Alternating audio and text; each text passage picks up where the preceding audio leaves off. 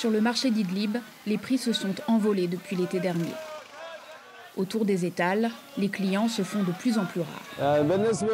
Je vends 2 fois moins qu'avant.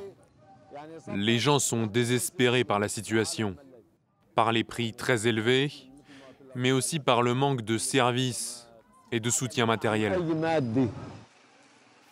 Dans cette enclave vivent plus de 4 millions de personnes, dont plus de la moitié sont des déplacés. La population est dépendante de l'aide internationale. Drastiquement réduite ces derniers mois, elle est aussi en grande partie contrôlée par HTS, Hayat Tahrir al-Sham, et le gouvernement qui l'a mis en place. Depuis fin février, des centaines de manifestants se soulèvent contre ce mouvement islamiste qui contrôle la région et contre son chef, Abu Mohamed al-Jolani. Nous nous sommes mobilisés contre Bachar al-Assad, on peut se mobiliser contre d'autres. Les mensonges que nous racontent ces gens sont arrivés à expiration. Face aux manifestations qui prennent une ampleur inédite, le leader d'HTS promet des réformes. Certains se sont sentis lésés par notre rigueur et la remettent en question.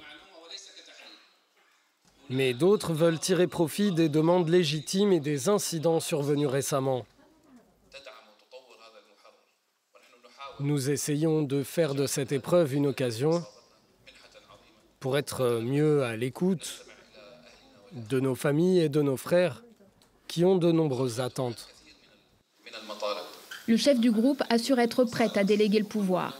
Mais ces déclarations ne suffisent pas à apaiser la rue, car aux accusations de mauvaise gestion économique s'ajoute celle de dérive autoritaire.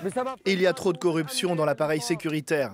Nous voulons la démission et la dissolution des services de sécurité. Et nous demandons la libération des gens emprisonnés.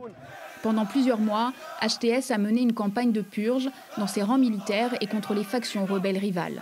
Dans un rapport publié en septembre, la commission d'enquête des Nations Unies sur la Syrie accuse le mouvement d'arrestations arbitraires et de graves violations des droits humains.